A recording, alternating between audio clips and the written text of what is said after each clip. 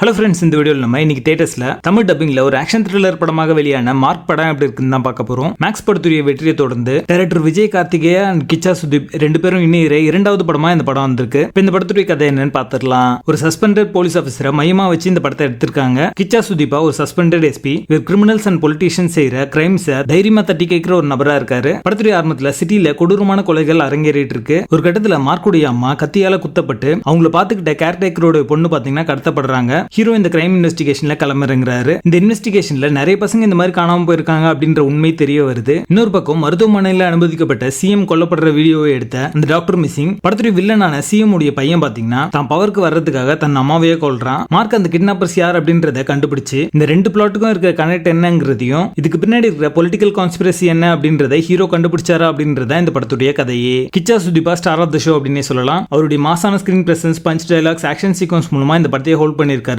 படம் ஆரம்பிச்சு முடிகிற வரைக்குமே அவர் வர சீக்வன்ஸ் எல்லாமே பாத்தீங்கன்னா ரொம்ப மாசாவும் ரொம்ப என்டர்டெய்னிங்காகவும் இருந்தது அப்படின்னே சொல்லலாம். கிச்சா சுதீப்பாவுடைய ஃபேன்ஸ்க்கு இந்த படம் ஒரு விஷுவல் ட்ரீட்டா அமைஞ்சிருக்கு. டெக்னிக்கலி இந்த படம் ஒரு சவுண்டான ஒரு படம் தான். சேகர் சந்திராவுடைய அந்த கேமரா ஒர்க் பாத்தீங்கன்னா இம்ப்ரெசிவாகவும் ஸ்டைலிஷாவும் இருக்கு பார்க்கறதுக்கு. இந்த படத்துல ஆக்ஷன் அண்ட் எமோஷனல் போர்ஷன் எல்லாத்தையும் பாத்தீங்கன்னா அவருடைய கேமரா ஒர்க் மூலமாவே எலிவேட் பண்ணி காமிச்சிருப்பாரு. படத்துடைய ஃபர்ஸ்ட் ஹாஃப் இன்டர்வல் வர வரைக்குமே வந்து ரேசியா இருந்துச்சு. இன்டர்வலுக்கு கொஞ்சம் முன்னாடி பாத்தீங்கன்னா இந்த கான்ஃபிளிக்ட் அப்படின்றது டிசால்வ் ஆயிடுச்சு அப்படின்னு தான் சொல்லுவேன். செகண்ட் ஹாஃப் முழுக்கவே பாத்தீங்கன்னா ஆக்ஷன் அண்ட் எமோஷனை ரொம்ப திணிச்சு வச்சிருக்காங்க அப்படின்ற ஒரு ஃபீல் தான் தருது. பெட்டரான ஒரு ரைட்டிங் இருந்தது அப்படின்னா இந்த படம் அடுத்த லெவலுக்கு போயிருக்கும். வில்லனா நடிச்ச நவீன் சந்திரா, ஷைன் டாம் ரெண்டு பேருமே பாத்தீங்கன்னா ரொம்ப நல்லாவே நடிச்சிருக்காங்க. யோகி பாபுவும் பாத்தீங்கன்னா ஒரு வில்லன் ரோல் நடிச்சாலுமே அவருடைய சில காமெடி போர்ஷன் எல்லாமே ஒர்க் அவுட் ஆச்சு அப்படின்னு தான் சொல்லுவேன். சப்போர்ட்டிங் ரோல் நடிச்சவங்களும் ரொம்ப நல்லாவே நடிச்சிருக்காங்க. படத்துடைய பேசிங், ஆக்ஷன் சீக்வன்ஸ்ல நல்லா இருக்கு. பட் டிராமாட்டிக் போர்ஷன் டிராக் ஆகுதா செய்து. மொத்தத்துல இது ஒரு one time watchable action thriller படமாக வந்திருக்கு. படத்துல அடர்கான இல்லை இருந்தாலும் வயலண்டான சீக்வன்ஸ்லாம் இருக்கு. அதுக்கேற்ற மாதிரி பிளான் பண்ணிக்கோங்க. மார்க் படத்துக்கு எங்களோட ரேட்டிங் 5.5 out of 10.